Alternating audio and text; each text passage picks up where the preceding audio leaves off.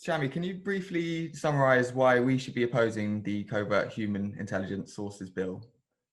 The Spike Ops Bill is one of the most terrifying pieces of legislation that even I have seen in my working life.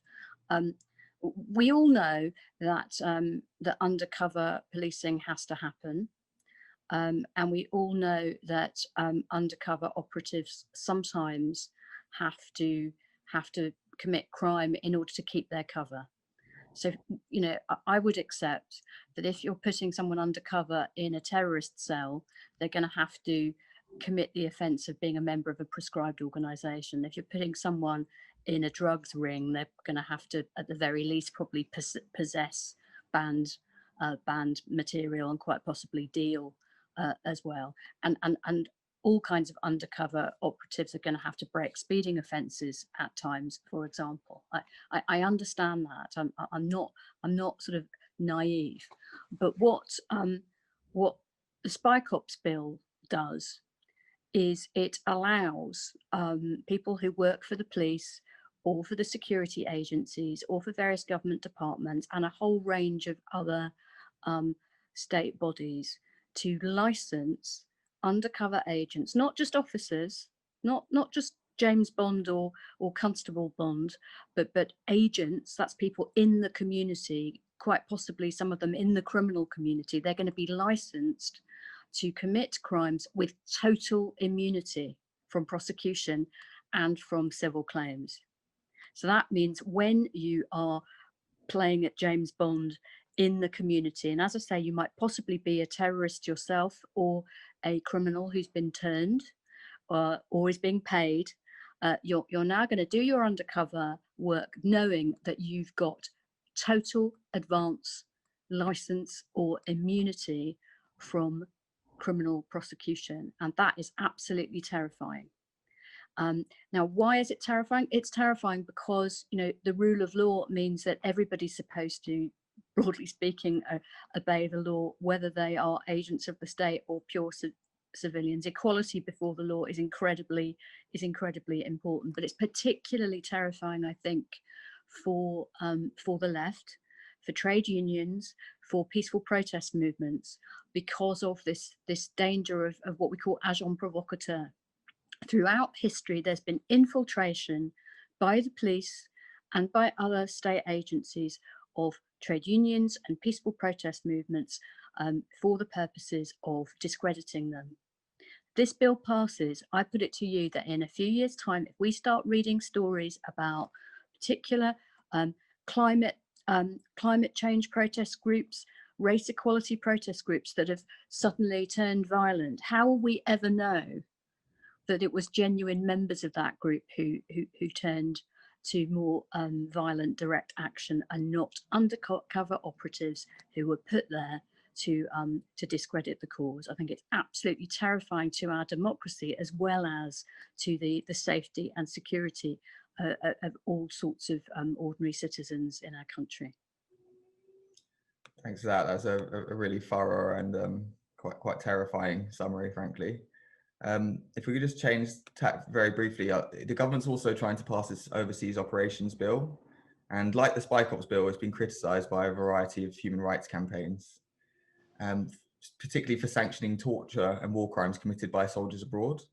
What is this government's track record on defending human rights and civil liberties in this context?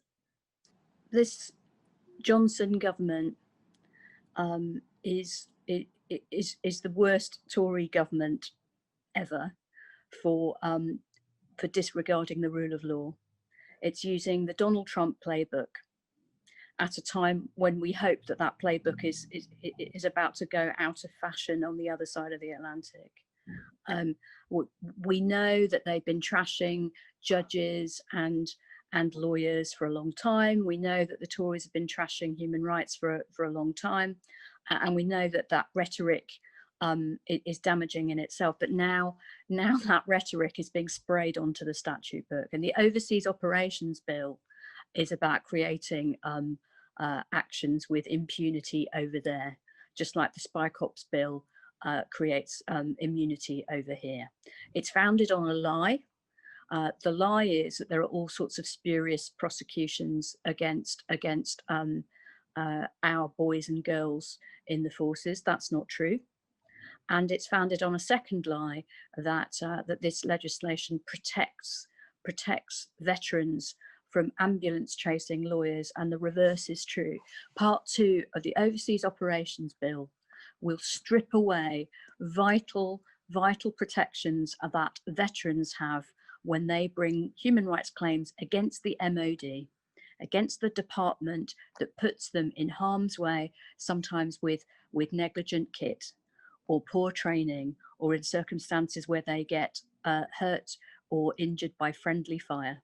Because part 2 of the Overseas Operations Bill is about it becoming much harder for veterans to sue the MOD.